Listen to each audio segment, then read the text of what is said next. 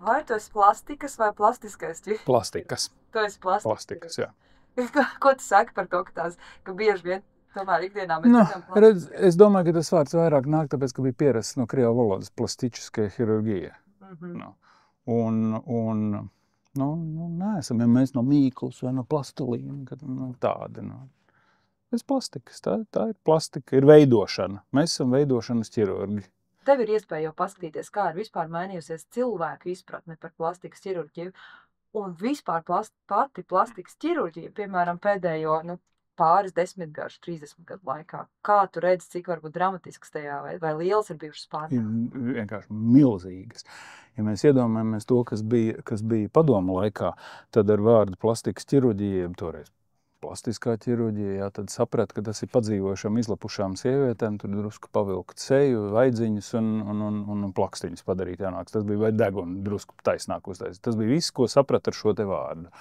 Tagad mēs redzam, ka tā ir salīdzinoši viena neliela daļa no visu tā kopuma lielā, ko mēs darām. Un tur ir gan iedzimtās patoloģijas korekcija un padarīt cilvēku normālu, jā, lai kāds viņš arī nebūtu piedzimis.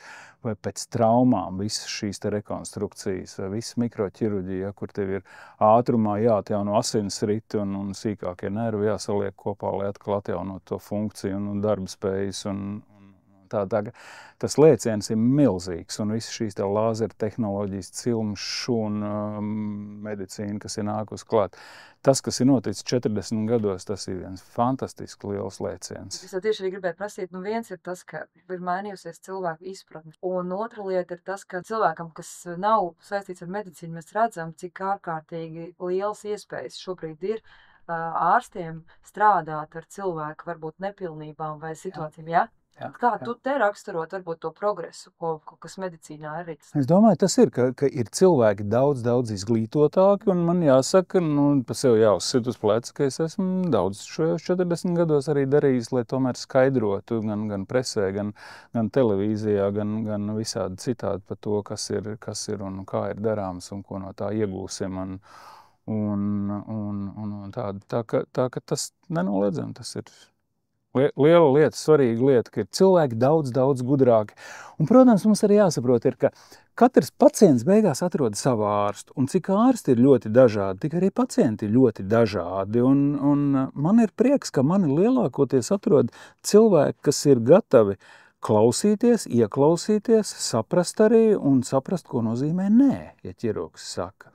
Un tad bieži vien cilvēks saka, ka es maksāju naudu, man vajag to un to un to, un es redzu, ka tas ir aplam, gan no estētiskā viedokļa, gan no funkcionālā viedokļa, gan no kāda. Un ka nauda nav tas noteicošais, lai ķirurgs operētu šo te pacientu. Un tad bieži vien es pacientam saku, tas ir tāpat tā kā tango. Tu dejot vari tikai tad, ja tas otrs grib, prot un jums saskan. Un ja es jau pirmajā sarunā redzu, ka mums nesaskanēs, mums labāk ir nesatikties operācijas zālē, jo virkne lietu, kas mūs gaida, nepārāk patīkams nākotnē, ja mēs šo neievērosim. Un, protams, jo vecāks un sirmāks es palieku, jo vieglāk man ir sievietei pateikt nē. Lai gan man šefs teica, Jāni, sievietes tev visu piedos, bet atteikt tad, ja viņa lūdz un grib, to nepiedos nekad. Bet tu vari mazliet ieskicēt, kas ir tādas pārmērības, ka tu Jā, saki tās ir pārmērības vai neatbilstoši. Jo vienam cilvēkam, tas pat diezgan bieži ar deguniem ir saistīts. Un ar deguniem jābūt uzmanīgiem arī lielākā daļa no plastikas ķirurgiem, ko ir pacienti nonāvējuši. Ir bijuši ķirurgi un pacientiem, kuru uzskatā ir bijusi neveiksmīga deguna operācija. Tur ir jājūt paribē, kur pacientam tev vajag pateikt nē, kad tās vēlmes ir neatbilstošas. Un, protams, mēs arī skatāmies no proporcija, no estētiskā viedokļa, ja tās viņa vēlmes ir nesaprotams, neadekvāts, pārspīlētas, ja, tad drošāk ir pateikt nē. Un tagad arī tu vari tā mierīgāk, ņemot vērā tās prakses, ko tu stāstīji, ko tu pielieto, tu vari gan droši vien mierīgāk pateikt nē, tieši tā. Gan mierīgāk procesēt to sajūtu, ko pacients raida tev virzienā, tad tu pasaki nē. Jā. Tas ir kaut kāds... Un es arī nekautrējos godīgi. Ir lietas, piemēram, ko pacients vēlas, un es tā arī godīgi saku, es esmu kritisks pret sevi. Es neesmu šīs jomas labākais ķirurgs Eiropā, un es neesmu arī Latvijā iespējams, ka labākais, un es jums ieteiktu kādu citu pameklēt. Ja tur arī šai sajūtai ir jābūt, ka ne tikai, ka tu teorētiski zini, kā to operāciju veikt, ja, bet ka tev ir pašam savu praksu un tev ir savu pārliecību par to, ka tu vinnēsi. Vai tu atceries varbūt kādu stāstu, kādu operāciju, pēc kura tev ir bijis tas lielākais gandarījums? Viņa lielākoties, tas no kā es domāju, arī mana dvēsele un mana enerģētiskā bāze barojās ir tieši no priecīgiem, laimīgiem, apmierinātiem un pateicīgiem pacientiem. Ka viņi to novērtē, ka viņi ir bijuši ar savu sāpi un man ir izdevies to pareizi risināt un dabūt to rezultātu, un tā dzīves kvalitāte ir ievērojami uzlabojusi. Bet, protams, ir virkni gadījumu tādu, kur mēs redzam, ka tas ir pilnībā izmainījis tā cilvēka dzīvi vai karjeru, vai iespējams arī naudas pelnīšana, ja, ka cilvēkam, kuram bija iespēja miljonus pelnīt, un pēkšņi vienā naktī, dēļ tā, ka suns 58 vietās viņu caurkoda un ko viņam karjeri beigusies tanī naktī. Un priekš šī cilvēka es tanī naktī starp Dievu un viņa nākotni biju starpstāvoklis. Un tikai no manis bija atkarīgs tas, vai viņam ir kaut jau kāda cerība. Un no medicīniskā viedokļa tas gadījums bija tāds, ka nebija nekādas cerības, ka viņš varētu turpināt savu karjeru un pelnīt vēl liels līdzekļus un būt slavas zenītā ar to. Mēs vinnējām. Viņš daudz 10 miljonus pēc tam nopelnīja vēl tā pašām rokām, kas ir sadzītas. Un tas ir milzīgs gandarījums, ka tu esi savu darbu izdarījis pēc 10 baļu sistēmas uz 10, ka tu esi uzņēmies, protams, arī riska robežu, kad tu pieļāvis, ka iespējams, ka kaut kas nesanāks tā kā līdz galam tā kā ir gribēts, ja, jo tie ievainojumi ir ļoti smagi, bet mēs esam minējuši. Tu kādreiz atceroties arī tāds gadījums, es ejot zālē, es teicu, es dzīvē pamatā uzskatu, ka es esmu veiksminieks. Un līdzinājā karjera tavējā arī saka, ka tu arī dzīvē esi veiksminieks. Mēs saliekam kopā šīs divas veiksminieku un daram maksimālo programmu, ieliekam programmu, lai mums abiem veicās. Man bija reiz gadījums, ka es biju nonācis nejauši un Amerikas Savienotajās valstīs bija nonācis ar negaidītām veselības problēmām situācijā, kad es redzēju, kā Amerikā medicīna strādā tieši tā kā filmā rāda, ka visu laiku joki, un tad, kad joka vairs nav, tad ir pēkšņi visi maisi anesteziologi un skābekļi un skriešana un zāle gatava, un tev uzliek pusspaina anestētiķi virsū, un tev tūlītās jau bez anestēzijas izdarīs pirmo sāpīgo manipulāciju, jo tas ir dzīvības glābšanas jautājums. Un mani pārsteidza, ka ārsts liftā iekāp iekšā civilā tērps ārsts, tumšādains, un viņš teica, ka viņš būs mans ķirurgs. Un tātad pēc pāris minūtēm viņš būs mans ķirurgs, un tagad viņš ir džemperī liftā, un viņš saka, mums nav laika vairs tev šeit jāparaksta ir. Mums nav laika vairs runāt, tev jāparaksta šeit. Es viņam uzticos, bet pēdējā brīdī, pirms viņš ņem nazi rokā, viņš prasa, ir kas svarīgs, ko tu gribi mums pateikt. Un es saku, jā. Un tanī brīdī tā milzīgā steiga apstājās. Visi cilvēki, kas ir zālē, no tā, ka es saku, jā. Apstājās, un es saku, lai jūs būtu veiksminieki, un es būtu veiksminieks. Viņi izdarīja savu darbu lieliski, un te es esmu. bet tas, ka es domāju, arī tādu vārdu kādreiz ir baigi svarīgi, to, ka tu pēdējā brīdī tu noskaņo sevi, noskaņo viņus, un tu pasaki, ka tas tev ir svarīgi. Kas ir tie vārdi, ko tu vai ko tev ir svarīgi dzirdēt, vai ko tev ir īpaši dzirdēt no pacientiem? Tas pirmais ir, mēs mediķi zinām taisnību. Mēs zinām taisnību. Pacienti pamatā ļoti bieži melo. Un mēs ar to rēķinamies. Kādā ziņā melo? Par savu veselību, par savām atkarībām, par smēķēšanu, par virkni lietām. Viņi melo, viņi noslēp, un dažkārt apzināti, dažkārt neapzināti. Un tas, protams, mūs sāpina tad, kad tu saproti, ka kaut kas iet ne tā kā vajag, un tu stāsti taisnību, kas paliet, un viņš saka, jā, man ir tas un tas un tas, un tie stāvokļi, kas analīzēs neuzrādās pirms tam, un tu nevari ielīst tanī organizē. Tas mani sāpina, bet pacienti, jā, kas tanī brīdī, ka viņi pieņēmuši lēmumu un izdarījuši izvēli, un ka viņi tā arī saka, es uzticos, un lūdzu izdari to labāko, ko tu vari un proti, un es ar pilnu sirdsapziņu un atbildību to arī daru.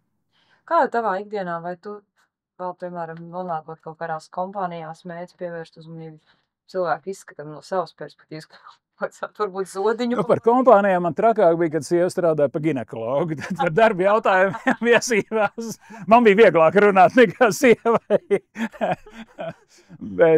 bet kompānijās nē, tuviem cilvēkiem nē, jo pamatā jau man ir tāds maz sacensība pašam ar sevi. Ka tā kā pacients nāk pa durvīm iekšā, es nezinu. Es zinu tikai, kādā valodā viņš ar mani runās.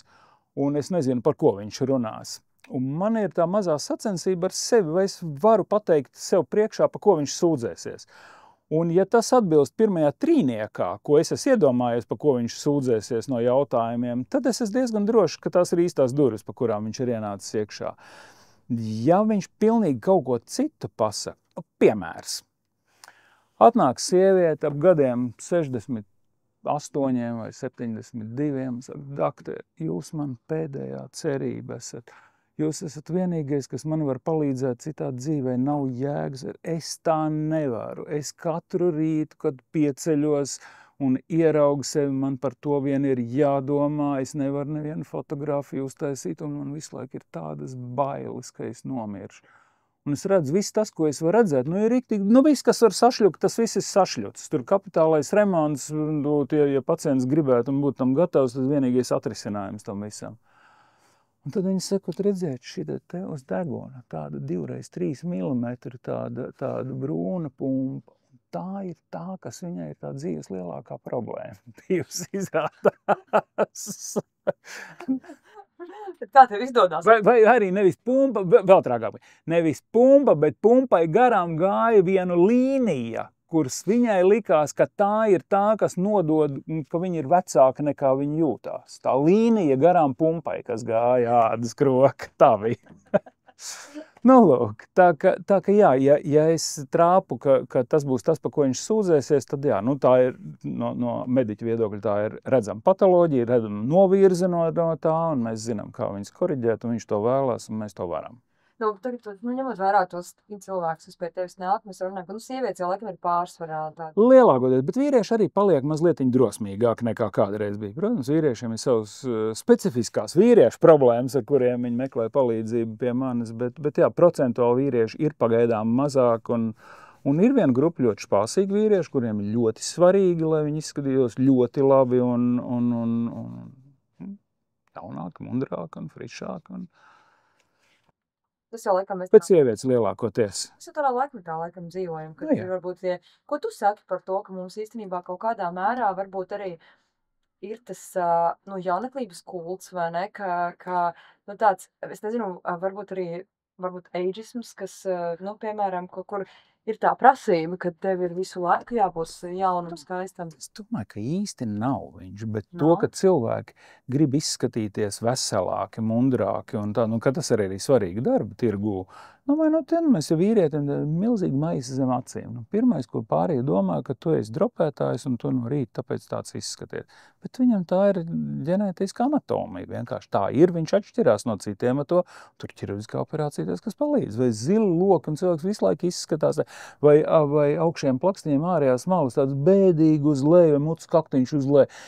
Viņš ir priecīgs pēc dabas, viņš ir dzīves priecīgs, bet viņam mutes kaktiņš iet uz leju. Viņš visu laiku izskatās bēdīgs un tāds, un visi varētu, kāpēc tu tik bēdīgi? Bet viņi nav bēdīgi, vienkārši tāda ir tā mute, un skaidrs, ka tu nevari sev iestāstīt, ka tu esi priecīgs, un forši, ja tev mutes kaktiņš visu laiku uz leju skatās.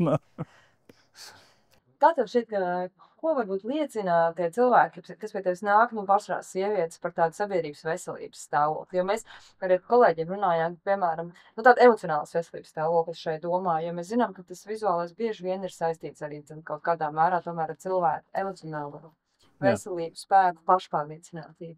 Un ka, piemēram, pirms vairākiem gadiem bija tāda, var teikt, modes lieta, tāds pārspīlēts, varbūt skaistums, tik lielāks krūtis, daudz lielāks nekā varbūt tas būtu normāli sievietēm nepieciešams un tā tālāk. Lielāks dibens. Jā, arī zinu, vai Jā, ne? jā. Tu jau zini visu šī. Jā, Tas protams. tāds, ko citu pat nevar iedomāt. Lielāks lūps. Jā, jā. Ko tas, nu, kāda ir tā sabiedrības veselība, varbūt šobrīd, kā tu redzi? Es domāju, te arī tas mūsu lauciņš, ka ir svarīgi cilvēkiem runāt un izskaidrot to visu. Protams, tanī brīdī, kad sievietei ir zināms vecums un viņš pāriet pāri tam slieksnim, kad pēkšņi tev diezgan liela katastrofa. Visur ir, viss sāk brukt pēkšņi. 1-2 gadu laikā viss pēkšņi sāk štukt.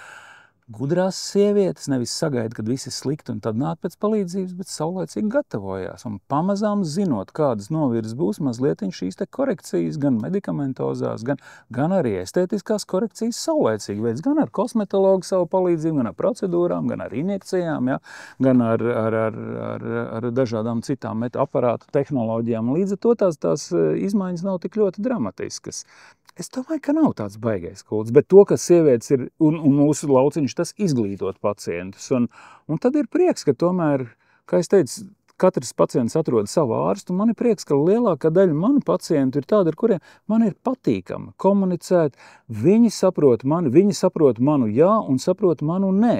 Un es saprotu viņu vēlmes, un es varu draudzīgi pateikt, stop, šitā te gan mēs apstāsimies ar to, pa lielumu vai pa izmēru vai par tilpumu vai par formu vai kur runāt jebkurā ķermeņa vietā, vai ne? Un tā arī pateikt, nu labi, ja gribēs vēl, mēs pēc pusgada vai kā pieradīs pie tā, un tad mēs varam pamēģināt, bet mēs nevis taisīsim uzreiz kaut ko pārspīlēt, ko pēc tam ir grūti vai problemātiski savukārt pretējā virzienā pavērst.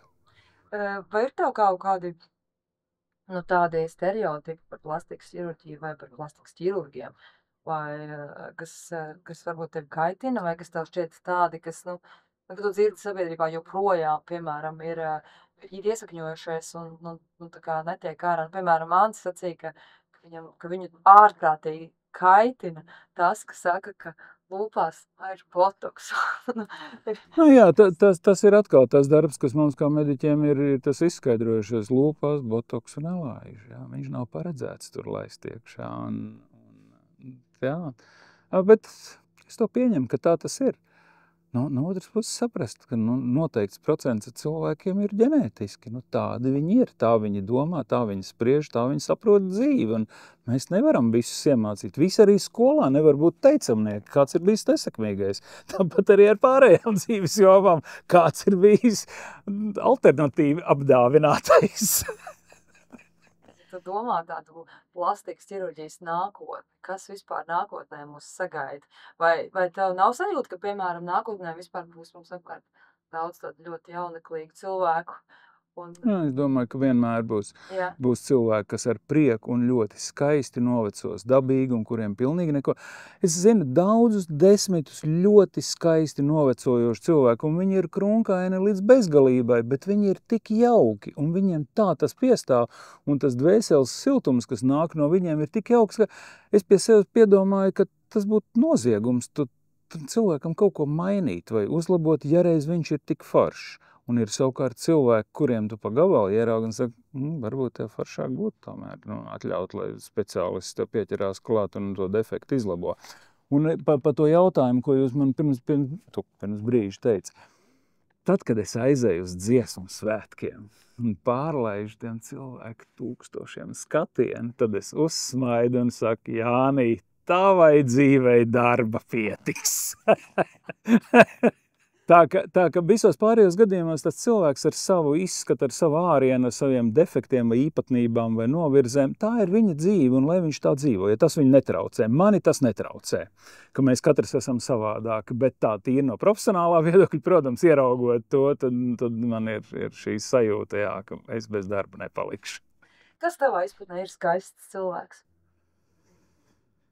Es domāju, tas ir komplekss. Tas ir komplekss no tā, kā cilvēks staro savā ķermenī. Tātad, ja tu ziemā izej laukā un tev ir plāns metelīts un tur visu laiku salsti, tu esi diskomfortā un to var just, to var redzēt un to var manīt un tam ir savas izpausmes.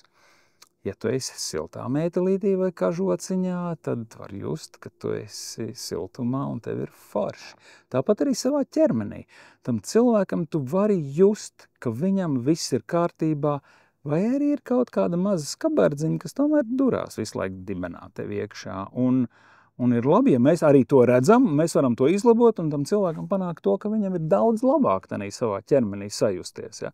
Sievietes pa plakstiņiem, tas ir paradoxāli par to, ka sevišķi Covid laikā ļoti daudz cilvēku staigāja maskās vai sēdēja Zoomā un redzēja sevi tikai ar noteiktu gaismu krītošu un bieži vien redzēja daudz neglītāku sevi nekā īstenībā viņi ir, tāpēc, ka gaisma krīt no augšas. Bet saule spīd augšā, tu neko nevar izdarīt, un lampas arī bieži vien ir tomēr griestos, nevis sienās. Ja visi pretgaismā būtu vai visi gulētu, viņi visi būtu skaisti, un tur nekāda ķirurga palīdzība nebūtu vajadzīga.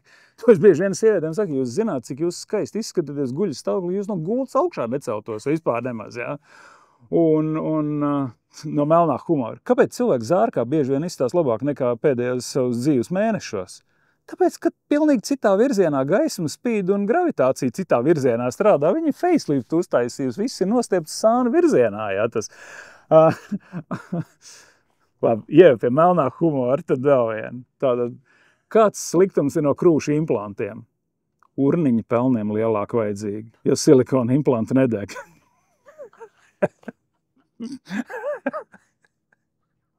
Beidzot, kāds no šo visiem 3 runātājiem, es visiem prasu par humoru, neviens neļaujās, neviens nestāst nevienu joku, ko viņiem prāta. Man līdz pensijai 10 mēneši palikuši, es jau varu atļauties. Šaut ārā joks. Par tiem jokiem es tev gribēju. Man šķiet, ka vispār ķirurgiem, vispār mediķiem bez jokiem nav iespējams vispār. Nu jā, es atceros, man dēla iepriekšējā laulība dēls vienmēr teica, tēti, ja tu varētu paklusēt vai kaut kā tas savu. Tas, kas mums liekas ķirurgiem pilnīgi normāla saruna, tas cilvēkiem, kas nav medicīnas saistīti, viņi bieži vien liekas ārprāt, kā tā var runāt pie galda tādas lietas, bet mēs jau paši to nejūtam bieži vien, mums tās emocijas ir nodzēstas, mazliet notušētas. Tādām dēlam siltumnīcā bija ķirurģiskās šķērs, ar ko tomātus grīst. Mājā arī virtuvē ķirurģiskā. Ķirurģiskie instrumenti ļoti palīdz garāžā patiešām. Tur tev iekrīt skrūvīt vai muturītis, ja, vai iekrīt kaut kur, un tev šaura vietu, cita ne. Ķirurģiskie instrumenti ir atbilstoši. Un te ķirurģiskie instrumenti arī, kas ir interesanti, ka liela daļa dizaina ķirurģiskiem instrumentiem ir ņemta no dzīvās dabas, no putniem vai no dzīvniekiem. Jo tur pareizi tā mehānika strādā. It sevišķi, ja tev lielā dziļumā ir jādabona kaut kāds nospriežams, pasties, cik gari knābi ir tu zirgu gārnim vai stārķim vai kam tur. Kāds tas leņķis ir un kāds tas spēka plecs ir un krokodiem. Tā ka ķirurģiskie instrumenti no dzīvnieku pasaules ir ļoti daudz ko aizņēmušies. Par instrumentiem runājot, par ķirurģiskām lietām. Man šodien izbrīnīja tas, ko tu kaut kā tā garām ejot teici, ka tu esi zēdis krāsai no metāla. Jā, man ir, bet tas bija pie padomu varas. Latvijas valstī es neko nedarīju. Jā, patiešām bija tā, ka mums ļoti daudz instrumentu un tehnoloģiju nebija toreiz, kas bija vajadzīgi akūtā mikroķirurģijā, tad, kad plaukstas replantācijas vai pirkstu replantācijas. Un, piemēram, no sadaļām bija tāda, ka vajadzīgs tāds plaukstas galdiņš, lai ķirurgs varētu operēt, jo tā roka ir šitā savilkt. Tu tādu nevar operēt, un tev jādabona, lai tā plauksta būtu vaļā, lai tu visas struktūras redzētu. Un tāpēc tev ērti ir jādabona visi pirksti izplesti, un lai tu tiec visām struktūrām klāt. Un tur ir speciāls metāla galdiņš, kas ir jādabona sterils. Un tādā metāla galdiņā daudz cauruma, daudzām cemītēm, ka attiecīgajā vietā tu tādu cemīti iespraud iekšā un viņu uz atsperīt tādā vietā noturās, kā tev vajag, kur pirkstu dabūt taisnu tādā brīdī. Tādas instrumentus neviens neražoja, visā Padomju Savienībā nevarēja tādas nopirkt, bet mēs bijām redzējuši kādā kopētā, kserokopētā ārzemju rakstā par to, ka rietumos tādas tiek pielietotas. Un tādu metālu, kas būtu ķirurģijā lietojams, kas būtu gana viegls, kas būtu nerūsējošs un ko varētu sterilizēt un kas būtu drošs un izturīgs, tādu materiālu īsti nē. Mēs uzzinājām, ka ir krāsaino metāla izgāstu pie Stahānoviešu tilta toreizējā. Un mēs mēģinājām oficiālo ceļu, un oficiālā ceļā mums neizdevās nekādi dabūt tās plāksnes. Tās bija lidmašīnu turbīnēm, taisīja no titāna kaut kādu apvalka malu, un tur palika apgriezumi. Un tie apgriezumi bija tik lieli, ka mēs varējām šo te detaļu, kas ķirurģijai vajadzīgi, no viņa iztaisīt. Atkal tur bija savi meistaru virpotāji, kas spēja no tā metāla tālāk izveidot un viņu līdz gatavam produktam novest. Un es atceros, ka mūs vienā reizē, ka mēs ar Libermanu bijām paņēmuši šos materiālus un grasījāmies atstāt to izgāstuvas teritoriju metālu, tad mūs sargs pieskrēja klāt un teica, ka būs slikti un ko. Un mēs viņam paskatījām, bet tas taču ir titāns. Viņš saka, kas, ka titāns mums arī zelts šajā noliktavā ir. Mums zelta nevajag, mums vajag pacientu operēšanai šādu tieši. Un tad viņš piemiedz acis un teica, ka viņš neskatīsies to puses, kur mēs ejam. Un tāda visā lielā slimnīcā un visu mūsu praksēs ir tādi instrumenti, to mēs toreiz no tiem metāliem varējām iegūt. Tas bija apstākļu spies, jo mēs legālā ceļā nevarējām toreiz tikt viņiem klāt. Cik tev ir svarīgi vienmēr tā tiekšanās uz attīstību, uz kaut kā? Es vienmēr pabeidzot operāciju, man ir gandarījums par to padarīto darbu, bet es vienmēr piedomāju, vai es nākamreiz varētu vēl drusciņu labāk kaut ko. Un es vienmēr cenšos mazliet viņu pilnveidot. Un jūs man arī prasīja par to, ka pēc 39 nostrādātiem gadiem ir maz tādas lietas, ka tu varētu, tā smaidīt, Jāņčuk, tu gan esi malacis. Un pirms dažiem gadiem bija tā, ka vienai sievietei, kurai bija slimības izvagots un ļoti, ļoti deformēts dibens, un tāpat laikā bija gana lieka zemādas tauki, bija gan vēderā, gan sānos, gan uz muguras, un es izdarīju šo operāciju, es panācu ļoti šmaugu un smuku, ļoti proporcionālu vidukli un ļoti smuku proporcionāli atbilstoši vislabākajām skaistuma proporcijām dibenu viņai. Un tā operācija viss tika fotografēta etapos, un tātad ir vēls vakars, ir kaut kāda 8 vai 9 vakarā, es pabeidzu operāciju, man ir gandarījums par to, ko es esmu darījis un ko es esmu panācis, un es tās fotogrāfijas uzlieku uz kompjūteru, un tanī brīdī man pašam ir smaids pa visu seju, un es sev droši varu sist uz plecu, Jāņčuk, tu esi malacis, tik skaistu rezultātu dabūt 3,5 stundās pēc tavu 30 gadu praksē, ka tas ir meistardarbs. Jā, tāda gadījuma paliek atmiņā arī, ka tu to redzi. Jā. Un, kad tu ej, piemēram, pa Rīgas ielām un satiecis cilvēkus, kurus tu esi operējis, tad tu esi priecīgs redzēt? Ir divas grupas pacienti. Ir viena, kad aiziet tur uz Dzintaru koncertu zāli vai kādu citu koncertu, un ir zināms, ka mēs esam tikušies operāciju zālē, un tad ir viena grupa, kas iet kopā ar saviem vīriem vai draugiem vai ko, un galvu uz otru pusi griež un sveicina, nemēģina atņemt vai sveicināt. Un otra grupa, kas ķerās ap kaklu un iepazīstina ar apkārtējiem, šis ir mans ķirurgs, un viņš man operē, un es esmu tik laimīga. Un vienreiz bija gadījums, bija sieviete, jauna skaisti bija vēls vakars, un tāds mazs kabinetiņš bija toreiz, kur es konsultēju, 92. gads apmēram. Un ienāk iekšā, un tāds vājš apgaismojums bija tā, ka viņa apsēžās un klusē. Es arī klusēju. Viņa pieceļās kājās, viņai balts mazs krekliņš ir, viņa paceļ to krekliņu augšā, štādi. Patīk, un skatās man acīs. Un saka, patīk. Pirmais vārds, ko viņa man ir pateikusi konsultācijā vai prasījusi. Es nezinādams, ko atbildēt, saka, tā. Viņa saka, redzi, tā. Tad uztais tā, lai patiktu. Tātad pēc tam viņa paskaidroja, ka viņai krūts ļoti, ļoti, ļoti maziņas bija, un viņa vēlējās, lai tomēr viņa izskatītos pēc sievietes, un lai būtu tās krūts, un mēs vienojamies, un tā operācija tika veikta, viņa bija ļoti priecīga. Tagad skats. Es ar savu sievu, ar ko esmu laulībā jau tātad gadus 92, 8, kādas 7, 8 gadus. Tātad tuvu tam laikam, kad ģimenes dzīvē mēdz būt krīzes, jā, bet mums krīzes nav vēl. Mēs ejam gar McDonaldu, un šī sieviete stāv pie tramvaja pietursvietas. Mēs ejam ar sievu garām, un pēkšņi ir bļāviens, un viņi paceļ krekliņu augšā, ģīli, paskaties savu darbu, un noližlē. Un visi tie, kas pie tramvaja pietursvietas, skatās uz viņu un uz mani. Un sieva arī mazliet viņa neizpratnē par situāciju, kad centrā pie pulksteņa sieviete paceļ krekulu augšā bez kompleksiem un novaļājās, ka viņi ir tik priecīgi par tavu darbu. Tādu gadījumu bija. Vai nu pasmējos un paskaidroju sievai. Līdz laulības krīzē tas nenonāca.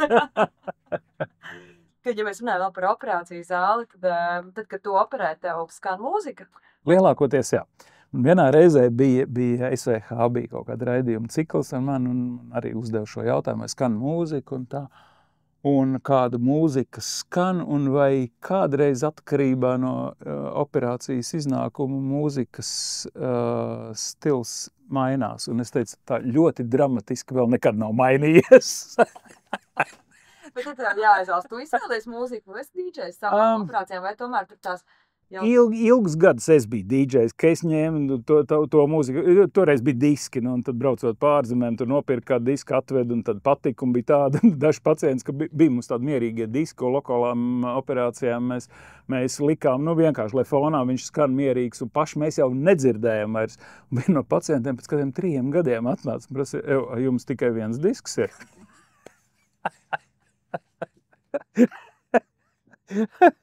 Un tagad lielākoties ir kāds cits no tiem, kas operācijas zālē palīdz, kas nav stereos, ka mēs ieceļam viņu pa DJ un tad sakam. Un, protams, ja tanī dienā uzliek mūziku, kas mazliet ir pa daudz ritmiska un uzbāzīga, tad es lūdzu nomainīt pret mierīgāku viņu, jā.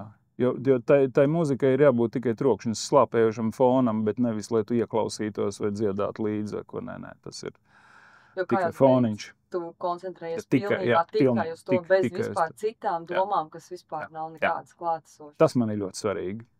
Kad es runāju ar tavu dēlu, tad viņš sacīja, ka viņa audzināšanā milzīga loma bija vectēviem. Milzīga loma abiem diviem. Vienam vectēvam līdz 5-6 gadiem un pēc tam otram vectētim. Tad tagad tu pats esi vectētiņš? Jā, man nebija šīs iespējas, jo viens manas tēva tēvs zināja, ka es esmu piedzimis, bet viņš tā arī pateica, ka viņam visdrīzāk nebūs lemts, un starp manu dzimšanas dienu 10. jūnijā un vārdu dienu 24. jūnijā viņš atstāja šo pasauli. Un otru vecētiņu es nekad neesmu redzējis, nepazinis, ne īsti, jo vecmāmiņa bija ar viņu šķīrusies, un tie ceļi bija tādi. Līdz ar to man iztrūks šis es biju 6 bērnu ģimenes 5. dēls. Tas bija mans. Un man vecāki bija skolotāji, kuriem salīdzinoši priekš bērniem 6, iespējams, ka nebija. Tomēr tik daudz laika, kā bērni būtu pelnījuši, lai viņiem varētu, jo pa dienām viņi strādāja visbiežāk 2 slodzes, ja viņiem bija 2 darba vietas katram, un vasarās viņi abi bija ceļotāju klubā, un viņi vadīja ekskursijas pa visu Lielo Padomu Savienību, un līdz tos 3 mēnešus viņi arī nebija mājās, un mēs bijām lauku darbos un pelnījām naudiņu paši sev. Līdz ar to šis te man ar vecāviem un vecākiem ir iespējams, ka mazliet kaut kas mazāks. Un kā es jau dienā teicu pa to, ka atskatoties atpakaļ, ja es dzīvotu vēl vienu dzīvi, ko es darītu citādāk, es noteikti daudz pareizāk. Un tur es ar skaudību skatos, ka Ansis daudz pareizāk prot sabalansēt savu darba dzīvi un savu ģimenes dzīvi, ka viņš ir daudz atbildīgāks ģimenes priekšā nekā es esmu bijis. Un man iekšēji tāds attaisnojums par to, ka man no tās ainiņas, kad atkal būs situācija, ka nebūs ko ēst, ka man jātiek laukā no viņas ir. Un otrs, ka es laikam jau esmu tomēr un esmu bijis darbaholiķis, ka man ir paticis strādāt daudz un tagad atskatoties, visdrīzāk, ka es esmu strādājis bieži vien par daudz. Ka es otrais tā nedarītu un es vairāk laika veltītu bērniem. Un tagad skatoties par mazbērniem un iespējams arī potenciāliem nākotnes mazbērniem, man iekšējais solījums ir tāds, ka es tomēr vairāk pievērsīšu uzmanību, lai to, ko es vēl varu mazbērniem varbūt dod, lai viņiem būtu citādāks atmiņas savā dzīvē par savu opi nekā man. Kas ir tās vērtības, ko tu gribētu iemācīt saviem mazbērniem? Ir 2 lietas, ko gan bērniem, gan mazbērniem es saku. Mēs no jebkuras situācijas, tu jebkurā diennakts stundā mums var zvanīt, mēs tev pestīsim laukā, lai kādas ziepes tu arī nebūtu sataisījis. Mēs esam miera osta un aizsargs, ko mēs vienmēr stāvēsim par tevi. Ir tikai 2 lietas, ko nedrīkst darīt. Nedrīkst melot un nedrīkst zakt. Vispār jau drīkst darīt. Mēs būsim ar tevi vienā komandā.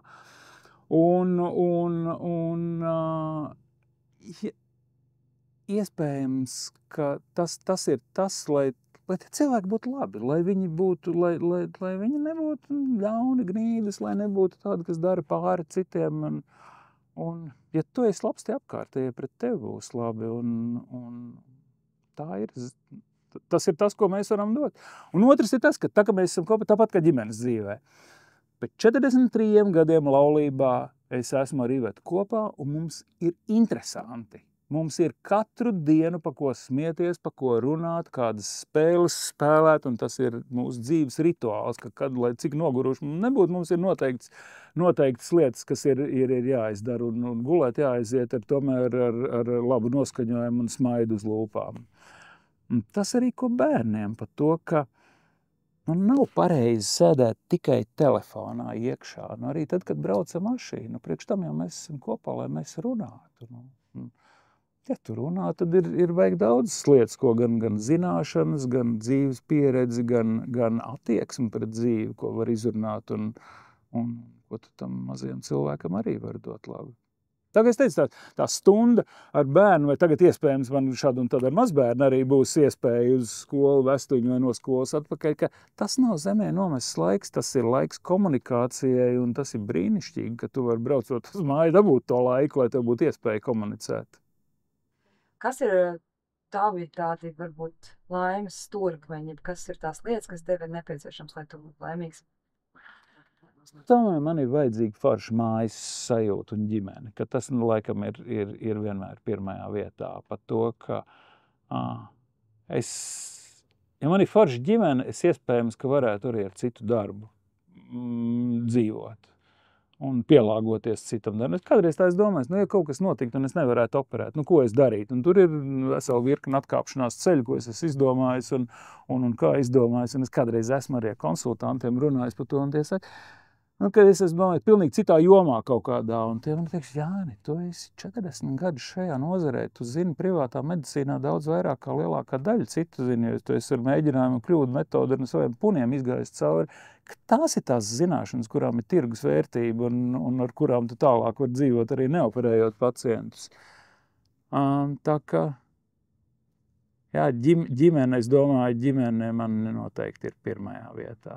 Attiecības ar ģimenes locekļiem. Un šī te sajūta, ka mēs esam viena cilts, ka mēs esam viens par otru, mēs vienmēr palīdzēsim un aizstāvēsim. Un pat tad, ja visi pasauli nostāsies pret, mēs vienalga aizstāvēsim savējos.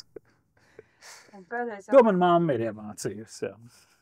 Mamma ir tik lauva māte šai ziņā. Jā, tā kā ieslēdz cilts māte, tā kā vilcēta. Jā, pārliecinoši mamma. Tā kā mēs kādreiz brāļmeitas smējās, ka vakarā iet gulēt, pie tēta, pie mammas buču un tādu. Viņa saka, kā tava mamma, ka jūs bijāt 6, tad viņa buču, nākošais. Tā viņa darīja. Tā darīja apmēram. Es domāju, mamma bija tik nogurusi, jau tā, ka viņa pārnāca mājā. Nē, man kā mazāko, jā, viņu šādu un tādu sabučoja un samīļoja. Un tā. Vēl pēdējais jautājums, ko es arī visiem uzdodu, un tas pēdējais ir Līgas īstenībā jautājums. Viņa teica, ka viņa pēc tā vērtēs cilvēkus. Kad tu ej dušā? Vai tu ej dušā no rīta vai vakarā? Gan no rīta, gan vakarā. Ja es no rīta neieiet, pirmais ir tā sajūta pēc nakts, tu esi vienalga, kāda ir bijusi, vai tā ir karsta nakts, vai vienalga, kas ir darīts naktī, vai ko. No rīta tev ir sajūta, ka tu esi ar zinām sviedru kārtu aplips. Un līdz ar to un mati briesmīgā skatā vienkārši ir no rīta man. Jo es naktī diezgan daudz kustos, es grozos un spilvenu griežu uz riņķu un pats griežos un visādi. Un, ja es neesmu nomazgājies, man ir sajūta, ka visiem cilvēkiem pa gabalu jāturās no manis ir. Tā ir iekšējā sajūta, ka iespējams, ka es nesmieru tik šausmīgi nemaz un tik briesmīgi nemaz nav, bet tā sajūta ir tāda, ka bez rīta dušas es nevaru. Izņemot kalnos, kur nav iespējas, bet tur arī cilvēkiem sviedri nesmird un viņi vairs nesvīst pēc 3. dienas kalnos. Un līdz ar to tur var ilgāk novilkt ar salvetītēm un ierobežot iespēju apmazgāties. Un vakarā pēc jebkura darba īstenībā. Un vēl viena lieta. Ja es esmu vienalga, kur, tā kā man ir 2 brīvdienu mājas, viena ir Sēlijā un viena ir Kurzemē, pirms braukšanas tālos ceļos es vienmēr ieeju dušā. Un tur, es domāju, ir stāsts no manas mediķa karjeras sākuma. Gads 1979. apmēram. 79. gadā vīriešiem bija 2 apakšbikšu modeļi. Bija bokserbikses vai nu melnas vai tumšas zilas, un mazgājot tās tumšas zilās palika par pelēka zilām. Melnās palika par pelēkām. Sievietēm bija 2 vai 3 krāsas. Vienas bija, manuprāt, zīda, kas bija vai nu gaišas zaļas, gaišas zilas un rozā, un bija bumbierenes, kas bija rozā vai gaišas zaļas vai gaišas zilas ziemas bikses sievietēm. Tādas atceros, jo tāds bija manai mammai, tāds bija vecmāmiņai, un viņas tur uz radiatoriem žuva, un es tos modeļus redzēju visus. Un šādā gadā ir pavasaris, ir maija mēnesis, un tiek ievest, es reanimācijā strādāju Traumatoloģijas institūtā, un tiek no motocikla avārijas ievest iekšā fantastiski skaista sieviete. Ar priekš tiem laikiem, priekš maija mēneša, fantastiski brūnu ādu nosauļot. Un viņai perfekts augums vienkārši ir. Un viņai ir sniega baltas apakšbikses. Es mūžā nebiju savā 19 gadu mūžā, es nebiju redzējis tik skaistas apakšbikses uz tik skaista ķermeņa. Un viņa mirusi. Viņai nav sirdsdarbības, viņai nav asinsrites, viņai nav elpošanas. Un mēs veicam reanimācijas pasākums, un reanimācijas pasākumi iet 10 minūtes, un 15, un 20, un 30, un mēs turpinām, un nekas neizdodas. Vienkārši cilvēks ir miris, un neizdodas viņu. Mēs turpinām viņu masēt, un paiet vairāk kā 30 vai 40 minūtes, un ir tātad 2 reanimatologi, 2 ķirurgi, tur es esmu medicīnas palīga personāla vai medicīnas māsa, es toreiz biju, un mēs visi esam pa maiņām gan elpinājuši, gan sirdi masējuši, gan visu, neizdodas to cilvēku palaist, viņš ir miris. Un reanimatologs pieņem lēmumu, ka reanimācijas pasākumi ir neefektīvi, bezcerīgi un pārliek palagu pāri. Un visi mēs stāvam, mums ir tik ļoti, ļoti skumji par to, ka tā ir netaisnība, ka ir fantastiski jauns cilvēks, sieviete, kurai viss mūži ir priekšā, un viņa no motocikla avārijas ir atvesta, un viņa ir mirusi, un viss tas apsauļotais ķermenis un tās baltās apakšbikses, tas viss tik ļoti neiet kopā. Un atnāk doktors Leopolds Ozoliņš, kā 2. vai 3. traumatologs. Un viņš ienāk iekšā tādā zālē, kur šie reanimācijas pasākumi ir burtiski pirms dažām sekundēm beiguši un palaks ir pārklāts pāri. Un viņš pieiet klāt, un viņš bija ļoti pret sievietēm uzmanīgs un špāsīgs cilvēks, un viņš vienmēr uzsvēra par to, kā jātiecās ir pret sievietēm. Viņš pieiet klāt un to palagu novelk nost. Un ir apkārt tātad kādi 4 vai 5 vīrieši, kas skatās uz to skaisto ķermeni, kas ir bez dzīvības pazīmēm. Un mēs neviens otram nesakot, uzsākam atkārtot reanimācijas pasākumus. Un izdodas palaist sirdi un elpošanu. Pēc tam ir milzīgāka operācija, viņai viena kāja nācās amputēt tanī naktī un visu. Un pēc daudziem gadiem es uzzināju, ka viņa strādā pa skolotāju, tā sieviete. Un tas gadījums par to, ka, un tas ir iemesls, kāpēc es pie sevis piedomāju, lai ko es arī nebūtu darījis, ja es kāpu mašīnā un braucu garus ceļu gabals, kur viss kaut kas var gadīties, tad es noteikti būšu pirms tam dušā, man vienmēr būs tīras apakšbikses. Jā, tā es vienmēr daru. Vēl par to krēmu es tev gribēju pajautāt. Jā. Tas varbūt var kādam noderēt. Es tev teicu, ka tev labi sejas āda un Jā. labi izskaties. Jā. Kādu krēmu tu lieto? Jā, tikai tad, kad es esmu spilgtā saulē, es lietoju aizsargu krēmu. Pagaidām es vēl neesmu lietojis. Man konsultanti, kosmetologi, un tie vienmēr šausminās par to, ka saka, būs pa vēl, ka tu atcerēsies. Bet es domāju, mani gēni un iespējams arī filozofija pret dzīvi un tas, kā es attiecos pret fiziskām aktivitātēm un ēdienu, iespējams, ka ir iedevuši to balansu, kas tieši manam organismam ir svarīgs un vajadzīgs. Un tāpēc es neesmu dzīvē lietojis nevienu sejas krēmu, nevienu ādas krēmu līdz šim vēl. Kaut arī es kā ķirurgs mazgāju rokas vismaz 7 reizes izteiktos ķīmikālijās jā, mans organisms pielāgojās, viņam ir pašaizsardzības spējas, kaut kādas man vien unikālas visdrīzāk, un es neesmu pagaidām lietojis vēl. Nu, un otrs ir, redz, es esmu vīrietis, un es katru rītu dzenu bārdu, izņemot atvaļinājumus, kad es nekad nedzenu bārdu. Un pēc manām bildēm var redzēt, cik dienas es esmu atvaļinājumā bijis, jau pēc bārdas garuma. Bet redzi, tā jau ir mikrodermabrāzija. Mēs ar žileti, sasmeni, mazlietiņa kopā ar bārdas rugājiem, mēs mazlietiņa arī vārdas virskārt traumējam un mikroskopisku traumu katru rītu daram. Un tas ir tas, kas ir vajadzīgs ādas reģenerācija. Un tādi ir jaunāki, viņi ir veselāki, viņi katru rītu ir atkal, šī mazā virskārtiņa ir atkal jāatjauno pa jaunu. Otrs ir. Tātad liela daļa no cilvēkiem izdod lielu naudu, lai ietu uz aparātu tehnoloģijām vai uz lāzeriem.